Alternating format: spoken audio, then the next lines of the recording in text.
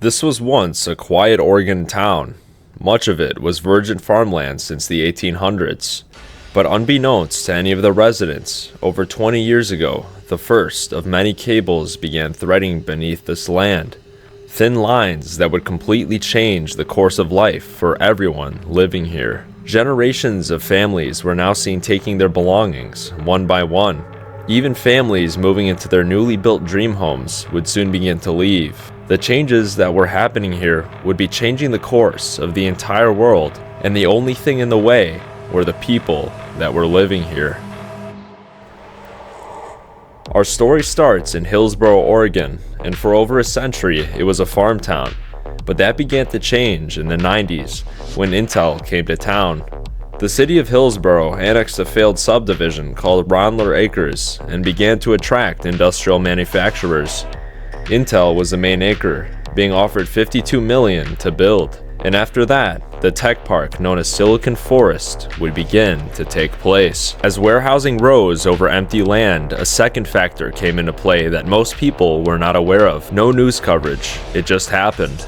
Around 2001, the first major submarine fiber optic cables quietly came ashore through sleepy coastal towns, all the way inland to Hillsboro. Hillsboro was perfect. Intel already had fiber and tech infrastructure at the ready, and it was far enough inland to avoid tsunami and storm risk. But the leading cause were Hillsboro's politicians. They wanted to build like no other town in Oregon. These cables, unbeknownst to anyone, would become one of the world's most important infrastructures, consisting of 95% of all trans-Pacific internet traffic, connecting every major city and every major country across the ocean. Every phone call, every message, every video was practically going through Hillsboro, and nobody even knew it. As cables multiplied, the value of land started climbing. What was once worth $10,000 an acre of farmland became worth 10, 20, 40 times that, because the land was no longer dirt. It was now a gateway. By the 2010s, the tech giants saw the opportunity. More cables arrived. Amazon, Facebook, Google, they all had stakes underneath Hillsboro. The land values rose further. Hillsboro began annexing more rural land. Thousands of acres of farmland were swallowed up, rezoned for industrial use. The promise? More jobs and economic prosperity. But jobs never came. As land values soared and annexation spread, the truth of what was coming began to appear. Massive structures started to rise, one after another, dozens of them, silent and growing fast. These were data centers, sometimes called server farms, built by some of the biggest companies on Earth. They came to Hillsboro for the cables, for the power, for the space, and they all came at once. By 2018, more than 15 major data centers had been built or planned.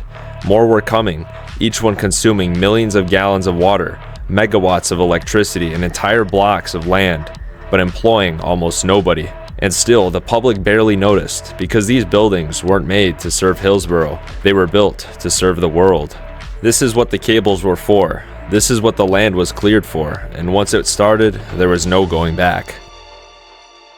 I remember one day scrolling on Google Maps in Oregon. I thought, that's strange. Why are all these houses overgrown out here? I took a look at the zoning. All these homes were zoned industrial. In fact, the map showed hundreds of homes were. Immediately, I flew down to investigate, but unbeknownst to me, these homes were already gone. So right over here, there used to be 8 mansions, or at least really large, newer houses that used to be here. Now, there's nothing left. In fact, this is what got me over here. I saw this whole overgrown road of really nice houses on Google Maps. And so I flew out here to check it out. Fooled again by outdated maps. But the story I was about to uncover was just the beginning. They're building things like that. While these are gone, there's still a lot more to check out, and there will be for years to come, because they're constantly buying homes up out here, just left and right. People are leaving, their houses are getting knocked down, and new ones are going abandoned. It's just a constant event. This has been going on since the data center boom in 2018. It's so out of control that local journalist Dirk Knudsen, who's been documenting this since the beginning, cannot keep up. We'll talk to him later. I just wanted to mention he snapped all these photos that I've been showing. So guys, this was one of the first houses we saw right off the highway. I mean, all of this was farmland, all of it, not even like 5 years ago. And here's a farm that's just about ready to go.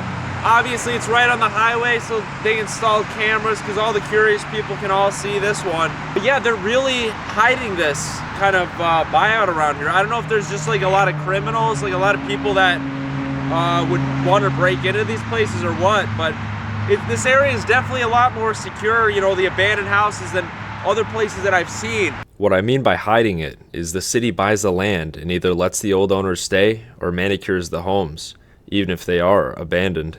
Just because they look nice doesn't mean it's not abandoned. If it's been abandoned, that means it'll never be lived in again. All these homes will be demolished. Here's a whole couple streets, almost entirely abandoned, that we found early on.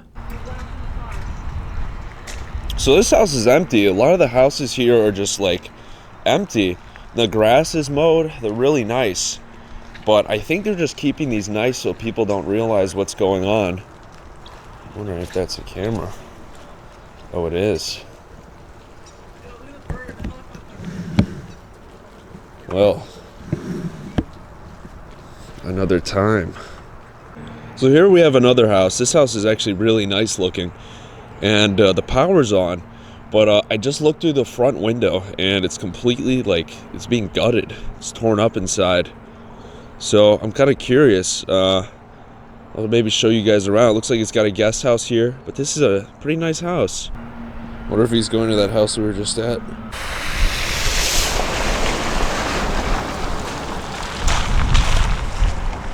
I mean, this is sad. These are beautiful little houses. I mean, it still looks really nice. Look at the guest house.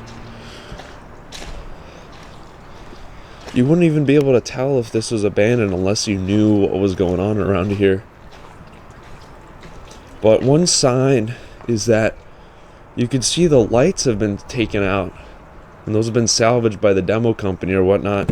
You see right there? That's a sign that this home's going to be demolished. Beautiful patio, beautiful backyard. Looks like the garage was actually taken out. You can see the inside of this house.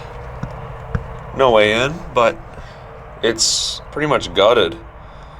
I mean, this is crazy. It's like a new house, newer house at least, updated. And it's just abandoned like this. But yeah, so just walking down some of these farm roads, there are homes that are lived in, but then there's entire rows like this one we'll show you guys in a second that are just abandoned, and they're all boarded up. I think these are going to be demolished sooner because it appears, I mean, they mow the grass, they make these houses look really nice. You know, they make them look lived in, but in reality, they're abandoned. So here's like a row of homes that have been bought out. As you can see, they boarded them up, and it just continues on. I think these are abandoned too. It's really hard to tell. It's kind of scary almost, you know. They keep them nice, so you gotta knock on all these doors, make sure it really is abandoned. Obviously this one is because it's completely boarded up. So according to future land surveys, all this land is gonna go. Look at this house. They keep it nice. Look, they mow the grass. I mean, this is like a, you know, it's weird. They even keep the power on. I'm sure the power's on in this place. Case in point that I know exactly what I'm talking about, a month or two later, it looked like this and was promptly demolished. This is freaking crazy. You wouldn't even be able to tell. It's like it just happened or something. This is a nice property. We got these cool statues here. The lights are on, see? Look at that. They got a nice pool here. Little, maybe koi fish pond. So guys. So anyways, guys, here's one that's open. And you can see they updated this place somewhat. They removed all the windows, so they probably salvaged them. They got like a nice fireplace there. I mean, these people updated their homes. They really probably just didn't expect this to happen, you know, in the last 5 years. I mean, it seems like that's when this happened, but all the power's working. They removed some things you could see like wood shavings that are cutting stuff off, taking stuff out. I guess this kitchen wasn't good enough for the salvage people. It's all just boarded up and empty now. We got a nice bathroom here. Look at that. Pretty neat. They really got rid of quite a few things. Look at that, even that window was taken out. I mean, this house is actually pretty large. Pretty surprised. And then last but not least, we got the upstairs kind of area. Can't forget this bathroom. Look at that, all newer kind of stuff here. Newer tiling and all that. And yeah, there's an upstairs, so we'll go up here. Let's see. We got one room here, and then here's like a second bedroom.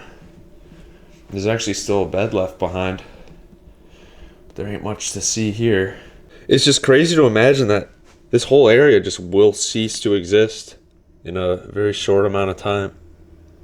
I mean, seeing that house, it just makes me wonder, like, how many of these are actually abandoned and how many are still lived in. It's so weird, you know, because they keep these houses nice. They mow the grass and everything, but they're just empty. And it's hard to tell. It's kind of scary. We're coming up on some more. I mean, these look like they're lived in, maybe. But then you look across the street, this house was just demolished. It's so strange. Like the grass, it looks like it was like mowed very recently and they just knocked it down. The foundation is still there. So it's such an odd thing. So now you get kind of a feel for what's going on, what's being lost. But as you'll soon hear, a lot more is being lost than homes. Let's keep exploring till we find a home that's not abandoned. Might be hard out here. So guys, right now we're on one of the streets that in probably a year, you'll see this completely change. The roads are being widened for truck traffic. There's all these farms here, but I'm sure they're under contract and they're gonna go soon. You can see already some of the more empty spots of land here have already been bought out. And once all that's kind of filled up, they're gonna start going for the houses. There even have already been houses on this street demolished. But there's all these little farm communities here that are just going like really fast. This definitely shows, you know, a really big contrast in the change of times here. Just right in the background of these houses, there's warehouses being built and data centers. I mean, this is just sad. This was all agricultural land. It's just totally different. Right behind these homes, you could see just a giant building in the background, likely a factory or a data center. That is so crazy. It's like we're in the middle of a city, but this is all just happening now. These tall buildings all just appearing out of nowhere. Just behind me is all farmland, not even months ago. So what's your name? My name's Bill Stone. And what's your experience been like living here? Well, I'm not very enthused on what's happening. I went to the city council meeting. They're cutting up good farmland to plant houses, just like they are out here to put industrial buildings in. My suggestion was to go build on the hillside. I guess they say this is progress. I don't know what will happen to our property. I think it's sad. In another regard, I can see where some of the people here will become millionaires. Here we got a real old house. I think someone still lives here.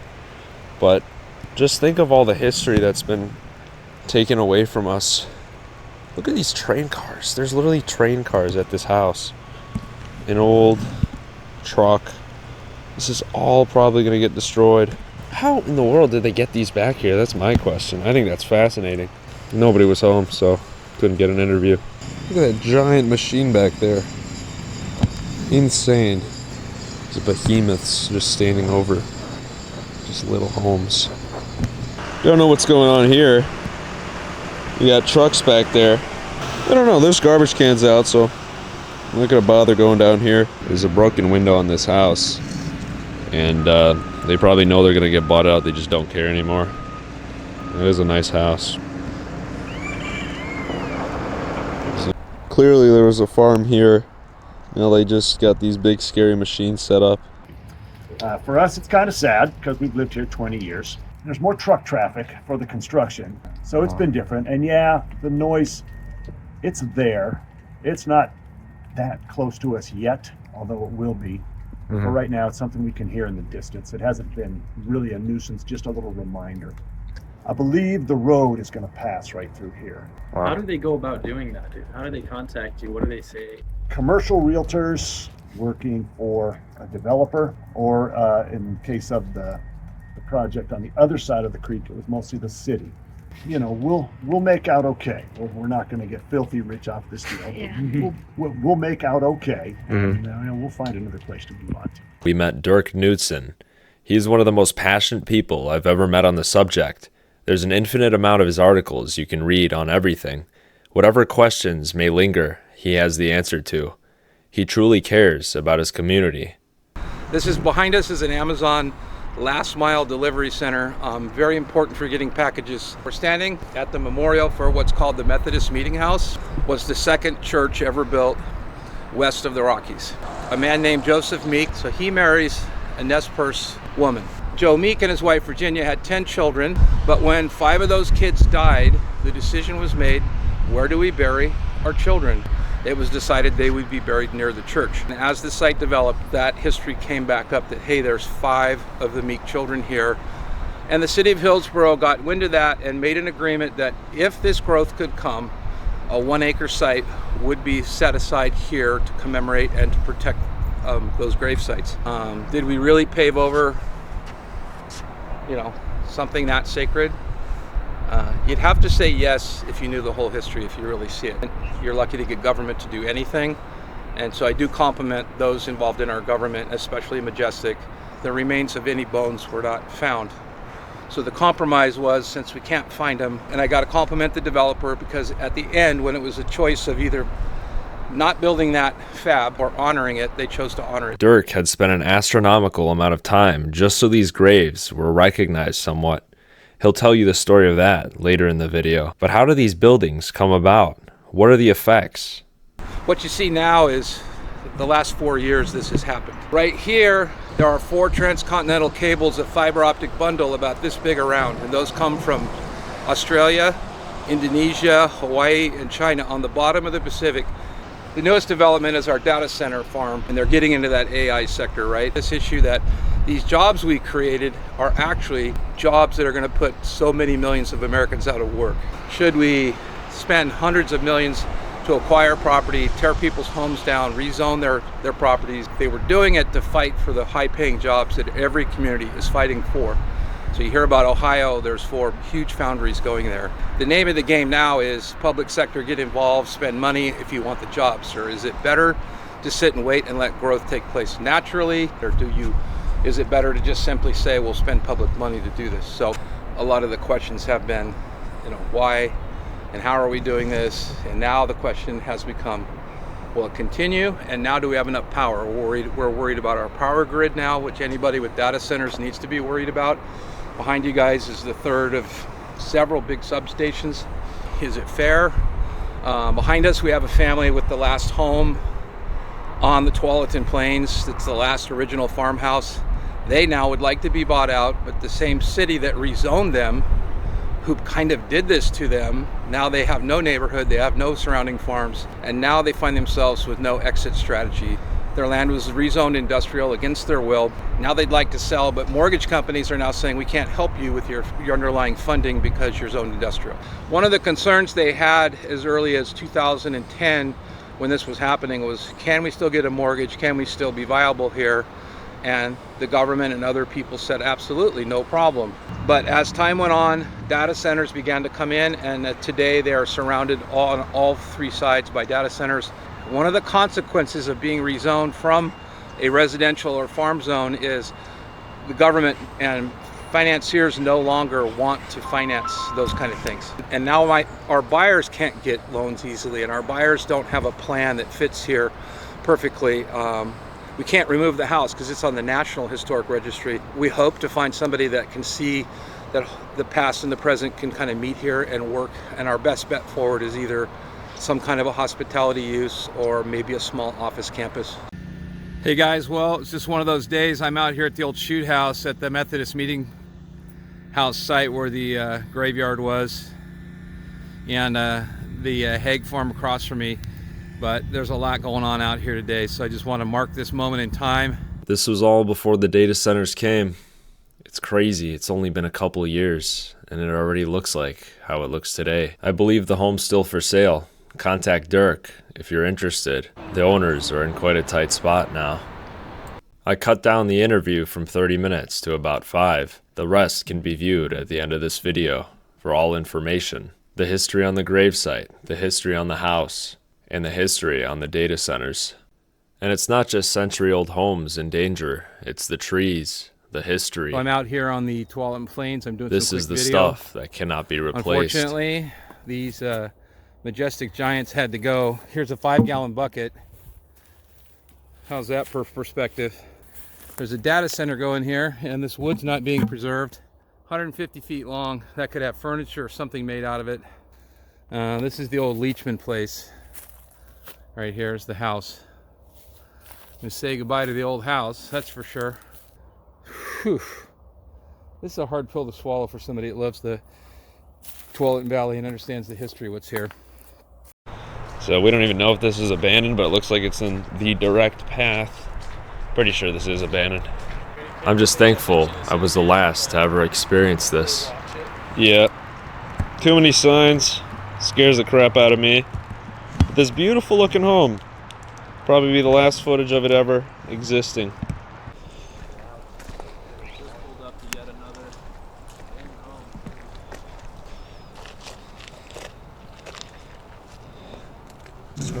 Got a Ring camera right there. Not sure if it works, but probably does. This is slated for demo. This stupid Ring camera, dude. I bet you it's working. So ridiculous. Why do they have this here? They don't want us to document this. Here's another house. This one's really nice. As you can see, like it's overgrown here. This one's like modern. This one's empty too. Yeah, so this house is straight up vacant and never gonna be lived in again. Look at this, it's all nice and new, and it's really a shame. It's like they just built this thing. Close it. Oh, alright. No, why don't we just go in that way? Yeah, so this is interesting. The whole house is actually open. Didn't expect that. Had this beautiful tub. I mean, all this stuff is new materials. It's really shocking.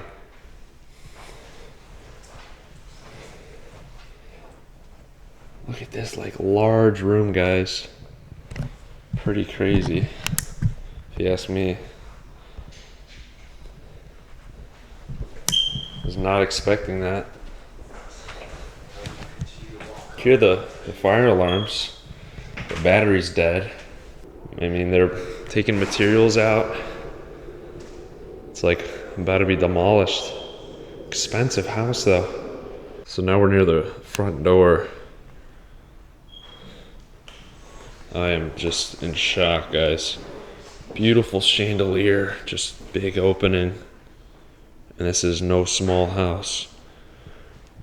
I mean, the ceilings are at least really tall. Look at this beautiful fireplace room. Really awesome. And then here's kind of the kitchen that we kind of looked at from the outside. I mean, this is a luxurious house for sure. You can see all the woodwork done, and the marble, all this stuff. Hopefully it'll be saved, but you really never know. I mean, it looks like this is all that's gonna be demolished because they took out the fridges and everything. So you really never know.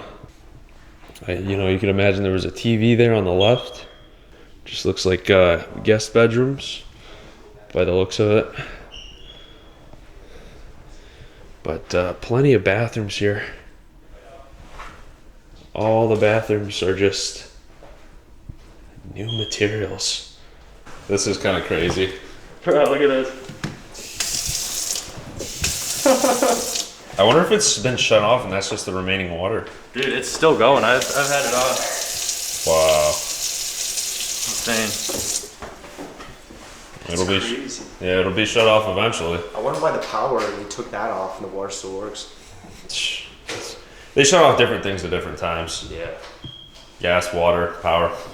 And here it looks like wine storage. Something of the sort. Everything here is new though. It's so crazy. Oh, we're back to the front. There's still water in it. Still I one. don't know, I was waiting for this first. Oh yeah, this is definitely abandoned. No It's kidding. flooded down there. What happened? I don't know. What the poop happened? What happened? Where was that? No one touched anything. I don't think so. I think that was a fire alarm. What? That was an alarm. Here we have yet another home. All the homes nearby it were just kind of demolished.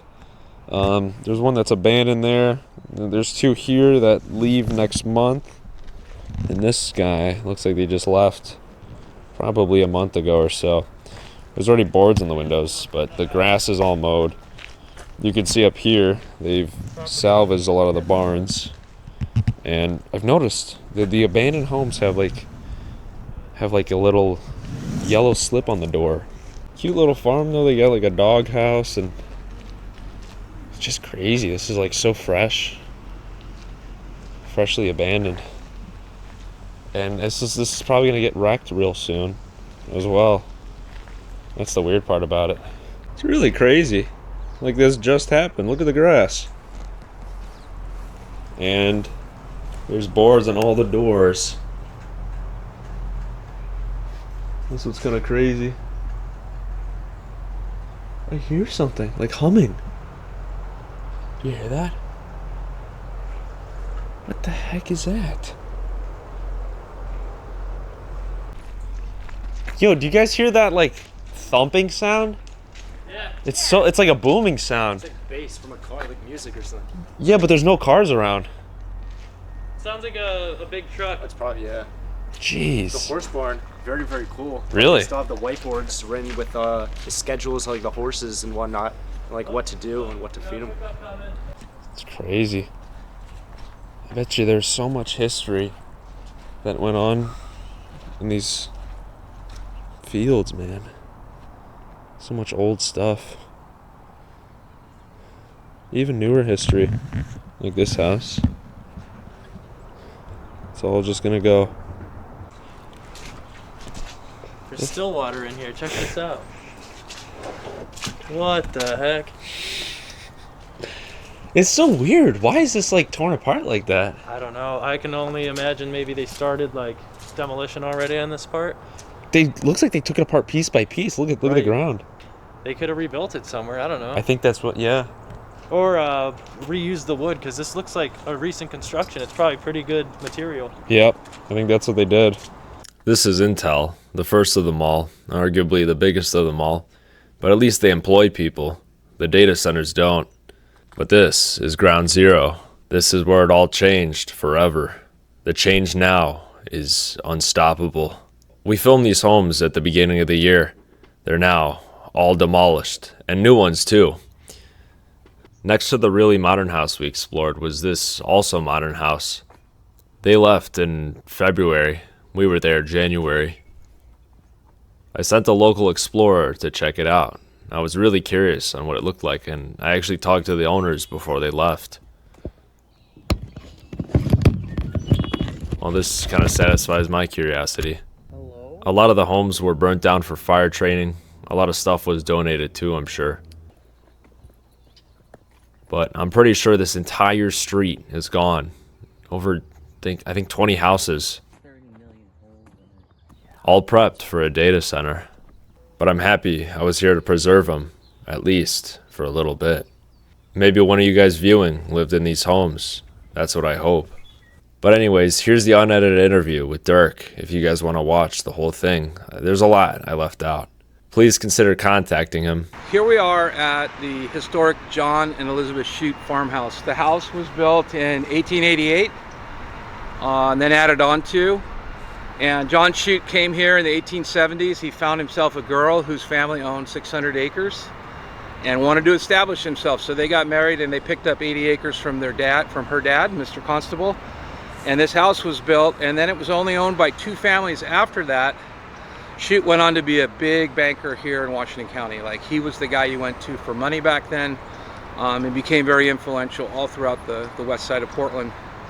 The house itself has been privately owned since 1960 by the Haig family, H-A-A-G, Raymond and Carol Haig. Raymond was an educator, Carol was a kind of a community leader, and here they raised their children, 5 children in this home. And Ray was a historian, and he's one of the ones that kept the story of the Methodist Meeting House going throughout all those years. And so today, on 3.5 acres here, we have an old farm with a historic 1900s red barn that one time provided enough sustenance for this family. And as the years went along and development began to creep out, they were told, we might be rezoning the area to industrial. Should we be worried? No, it's going to be good. You can still live there, you can do whatever you want, and someday, who knows, maybe you can sell it. One of the concerns they had as early as 2010 when this was happening was, can we still get a mortgage? Can we still be viable here? And the government and other people said, absolutely, no problem. Raymond and Carol have passed. 2 of their 5 children bought the place from the family and hoped to continue their parents' legacy of having a community farm, a place you could come and get fresh produce and things that they were growing. And they wanted to have that life here, that same life they'd have grown up with. But as time went on, data centers began to come in, and today they are surrounded on all 3 sides by data centers, by the Amazon hub across the street. Traffic's gotten busy, and the family went to refinance and found out that one of the consequences of being rezoned from a residential or farm zone is the government and financiers no longer want to finance those kind of things. So they could not get a mortgage to stay here long term. And the long term was this was going to become sort of an Airbnb and maybe have that cool historic brew pub feel where people could have, meals, could share time in the gardens, could have events in the barn. And as they went to refinance it, they found out they could not get a standard loan. So now you have an industrial commercial loan that's much higher rate of interest. They don't have a business to back that. They're not an industrial user. And so today the property's been for sale for just under a year. And because there's a historic asset here, it's been very difficult to sell this to an industrial user. So for anybody that's in an area of expansion, and you have to really put your radar up and think about, is it good for us? Like, our money aside, you might make more money, you might make less, but you're going to lose your lifestyle, and it might be very difficult for things like mortgages. And that's just a cautionary warning to anybody that has to go through this. This is not their choice to sell. They do not want to sell this place. But like anything else, mortgages come due, and when you can't easily roll that debt over, they're not wealthy people. They are in this is tough for them right now. Like, this loan is due, and I'm also their real estate broker. So that's one of my other things I do in the community. And this has been difficult to watch, that I have so many people interested, and now our buyers can't get loans easily, and our buyers don't have a plan that fits here perfectly. We can't remove the house because it's on the National Historic Registry, and so there's just a lot of things that happened here that were unintended, and we hope that the 300-year-old Oregon white oak, that the Shute House survives this development era. As it is, it's a square peg in a round hole now. This is the original use for the area. We hope to find somebody that can see that the past and the present can kind of meet here and work, and our best bet forward is either some kind of a hospitality use or maybe a small office campus. So the Shute Haig House, as we call this property, now finds itself as the last little farmhouse on the Tualatin Plains.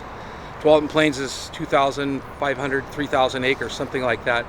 Half of it now is gone for development. Some of that you guys are covering with your story on rezoning. And it's just one of those things, there's always consequences for growth. You want all the best things. You want all the positive outcomes, the jobs and the revenue for property taxes and all that, all of those wonderful things. But again, the same story has been played out so many times, it's just difficult to see them in this position right now. Right now we're here on what we call the Tualatin Plains. This is sort of the first place of settlement in the Pacific Northwest. And this would be 1840. 4 trappers and their Indian wives came down the Columbia Gorge on horseback with babies, took their horses over the Columbia River 11 times, ended up on Christmas Day about a mile from here, and made the first 4 places of settlement after sort of the prehistoric native period. And so this site became very crucial to the government of the Pacific Northwest, which was British at that time. It was the Hudson's Bay Company. There's been actually TV shows made about the Hudson's Bay Company. Jason Momoa's new series called Frontier, I think it's called. Anyway, there's a lot of talk about how the West Coast got developed. So in 1840, the United States government didn't want anything to do with this area because the Civil War was starting to brew even back then. So the United States government didn't want to be out here, but they knew they didn't really want it to be British. They knew if some people came out and started dropping stakes and started making claims that someday they might get this area, and that's what happened, is that the British influence pulled back. More people came out after 1840, and that began the period of land expansion west. It became very, very much spoken about back east, and that, hey, there's fertile land, there's places you could be. So the reason this area was so important is that we didn't have any farmland here at that time, and our native people, who are known as the Atfalati people, also known as the Tualatins, this was their prehistoric land by which they would set fire to this entire area. And all of these plains up to the hills here that you see were sort of kept down by controlled fire even back then. And so this is where they harvested a lot of their food and were able to grow different types of flowers and things that didn't grow in a prehistoric forest. Most of this country was 1,000-year-old Douglas fir forest, so the canopy was pitch black underneath. This area, because it had been burned, became the place that those first few pioneers settled. So until about 4 years ago, most of us that grew up here had the benefit of seeing thousands of acres of beautiful open land with historic white oak trees that were 300 to 500 years old, and these wonderful fields that were farmed by those people that came and their pioneer families. And so what you see now is the last 4 years this has happened. Hard to believe that you have Amazon with 1,000 vans running every day. This is behind us is an Amazon last mile delivery center, very important for getting packages to points in every direction. In the distance over here is Genentech, which is a very large, well-known company that does genetic and medical research, and they've been a good source of jobs here in the Hillsboro, Washington County market. And then the newest development is our data center farm, which is happening. There are 6 of them where we're at, another 6 behind you, and a total of 15 have come here to Hillsboro. We already have Intel just in the foreground there, the smokestacks in the distance. So we have a very robust semiconductor tech center here, which is now turning itself into something more like computer tech as well as data. Right here on Huffman Street, there are 4 transcontinental cables of fiber optic bundle about this big around, and those come from Australia, Indonesia, Hawaii, and China on the bottom of the Pacific. They happen to come through our coastline to our west, and they just so happen to all run right through this area on their way to I-5, which allows massive speed to go up and down the I-5 corridor from British Columbia, Seattle, all the way down to Los Angeles. So as technology has gone, so has our community, and we're hitting 2 things that are very crucial and very something we got to grapple with. We build the world's fastest computer chips here in Hillsboro, Intel does, and they're getting into that AI sector, right? And then these bad boys are powering that same AI, and so it's a tough spot for us locals to be who are kind of woke on this issue, that these jobs we created are actually jobs that are going to put so many millions of Americans out of work. It's a hard thing to talk to people who work in data centers or who work in tech and are honest that yes, the thing that they are creating and the thing that these are powering at the same time are going to put them out of their own jobs, and not only that, but a bunch of us. So I guess we're kind of at the crossroads of the future here in this small little burg of Oregon, in one of the most historic places on the West Coast. And so here we find ourselves with a city known for growth. Our city is very aggressive at growth, and so if you've been looking at the expansion areas to our west, right, just in the foreground here, private sector would not have been able to do what our city's doing. And so in that way, if you're pro-growth and all that, which I think we all kind of have to be, the question is it the right way to do it? Should we use public money? Should we spend hundreds of millions to acquire property, tear people's homes down, rezone their properties? And I know why they did it. They were doing it to fight for the high-paying jobs that every community is fighting for. So you hear about Ohio, there's 4 huge foundries going there. Upstate New York is fighting for those high-tech jobs. Community is being pitted against community by companies like Intel and Tesla and data center sites. And so the name of the game now is public sector, get involved, spend money if you want the jobs. And for communities that didn't do that, maybe they're getting left behind, or maybe they're better off. And that's the tough answer. Is it better to sit and wait and let growth take place naturally, using standard business practices of investment and careful rezoning and all that, or is it better to just simply say we'll spend public money to do this? So super historic spot we're at. We're standing at the memorial for what's called the Methodist Meeting House. So right here where we're at, within 100 feet of us, was the second church ever built west of the Rockies, and it was built by the Methodist family.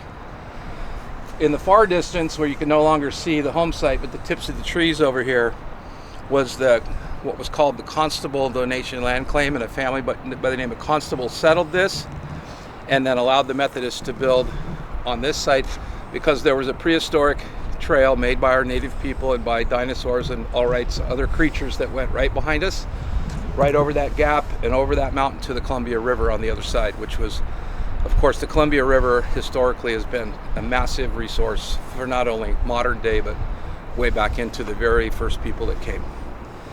And so as we stand here today, we're sort of at that crossroads of a spot that was super important to everyone that came before us, and now it's super important to our modern era. And so some of us like me that are community activists and are involved, a lot of the questions have been, why and how are we doing this? And now the question has become, will it continue? And now do we have enough power? We're worried about our power grid now, which anybody with data centers needs to be worried about. Behind you guys is the third of several big substations. So the issues are everywhere. There's issues of equity. Is it fair? Behind us, we have a family with the last home on the Tualatin Plains. It's the last original farmhouse. They now would like to be bought out, but the same city that rezoned them, who kind of did this to them, now they have no neighborhood, they have no surrounding farms, and now they find themselves with no exit strategy because their land was rezoned industrial against their will.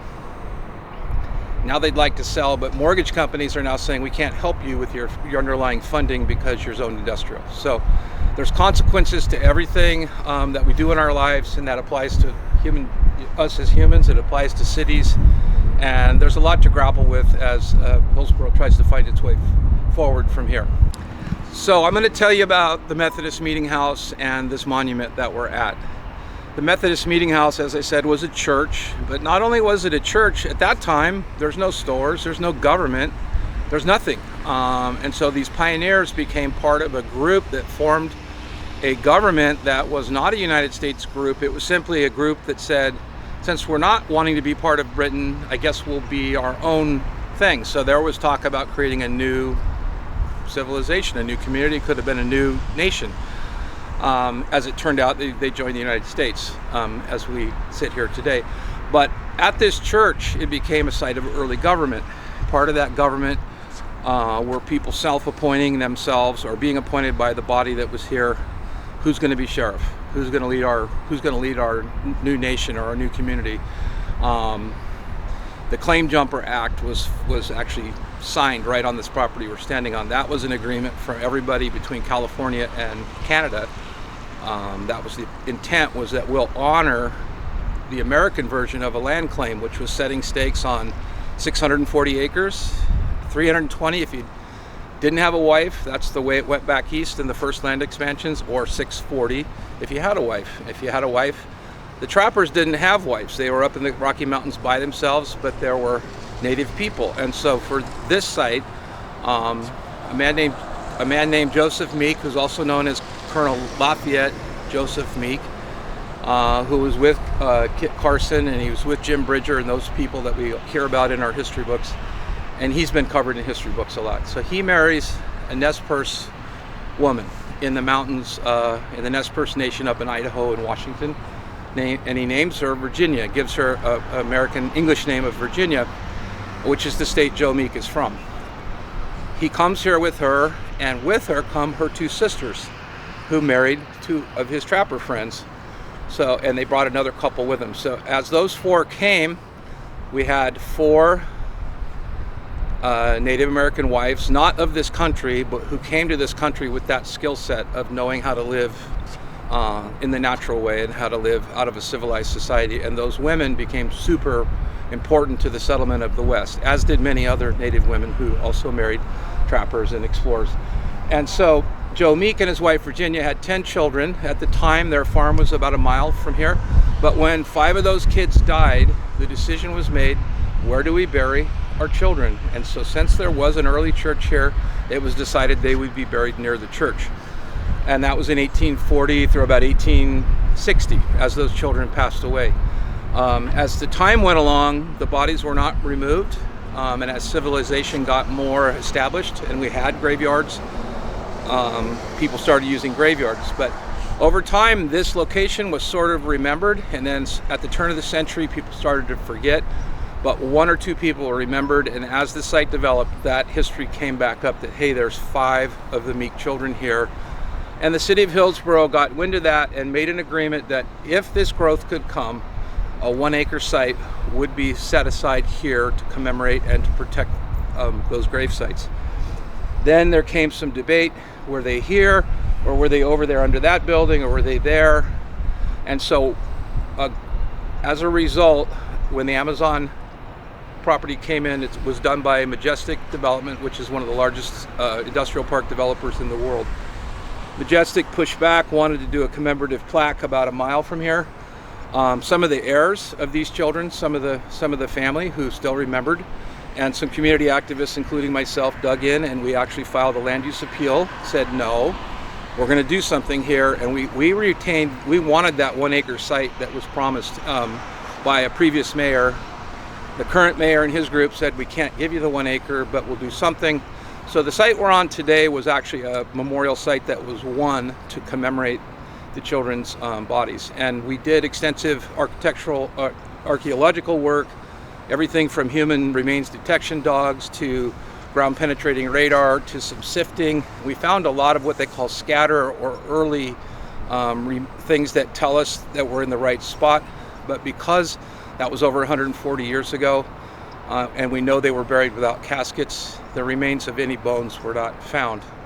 So the compromise was, since we can't find them, and I got to compliment the developer, because at the end, when it was a choice of either not building that fab or this location behind us or honoring it, they chose to honor it. So you're at the site of the Methodist Meeting House Memorial Site, and it's also the site of the commemoration of the 5 children of Joe and Virginia Meek. And a really cool note, Native American tribes don't always get involved with these kind of things because there are Native American people buried in every neighborhood, in every community of the United States. The Nez Perce tribe is located very far from here, but their medicine man and their former tribal council chief made a special trip to come down here and bless this land, did their ceremony to basically tell the children, don't be angry when this machines start running. And in their way, if they didn't do that, they believed that anybody that stood foot on this property would be more or less cursed or would have bad things happen for the rest of their lives. So for me, the blessing was important. It was more important that the Nez Perce leaders came here and were part of that. And they then came back a year later at ribbon cutting, and they were honored and recognized. It was a big moment for local people here to know that we did put some closure on this issue. Maybe it didn't feel right, and you think about the Joni Mitchell song, Pave Paradise, put up a parking lot, right? Did we really pave over, something that sacred? You'd have to say yes if you knew the whole history, if you really see it. Did we do anything? Yes. And sometimes government, you're lucky to get government to do anything. And so I do compliment those involved in our government, especially Majestic. But it did take a fight. It did take citizens saying, no, let's use legal channels. And for anybody listening to this, if these things are happening in your community, there are things you can do. Every community has some way to use state, federal, or local laws to sort of put your foot down and say, enough already. Okay, so this was a win. There aren't a lot of sites like this here, and when people drive by, they see these columns behind you, their heads will snap around and say, what is that? Well, why is that there? And that was the whole purpose, is to get people to take a simple couple of minutes out of their busy day and maybe come read these plaques and read the names of these kids. So these 5 Columbia basalt columns behind you came from the Columbia River. They're basically cliffside stones that were alongside that river. And the allegory here is that the time and the diaspora of people brought those trappers here. It brought those Native American women here and their babies. So in some ways they were washed down here even against their will. Maybe it was the only choice they had. So to have Columbia River stone here, which would have been a more of a physical tie to the journey they took and to how they came down here, and to have those stones etched with each one of these 5 children's names, in so many ways it's better than them ending up in some little placard somewhere in a graveyard. This is a site that could last, we hope, forever, and we hope a millennia from now there's still something here that people say, tell me that story. Because through storytelling and through visual lessons and through the work like you guys are doing and others are doing, that's how we learn to be better. That's how we learn to be able to move ahead with society, and God knows what changes we're going to have. Hard to imagine we'd have to commemorate something built in the 2000s for people in the 3000s, right? And so history gives us a sense of place. It helps tell us who we are. It helps us understand where we live. And so whether you're from Chicago or LA or Indiana, there's something in that community that can help you understand and appreciate what happened there. So Hillsboro's got a real pioneering spirit in its people, and that's reflected from people like these people that came, both the trappers and the Native American women. They were people that wanted the best for other people. They wanted people to have a life. They wanted people to have sustenance and food and all those things we all need to survive. And so the meeting site you're at here stands as kind of a solemn but very important reminder of what came before. Otherwise, there's just an Amazon fab, or there's just a data center. And so as a historian and as a community activist, this was one way to say, if you're going to do this, you're not doing it without leaving something relevant and not letting those of us that care leave a mark on this place. And that's what we did here.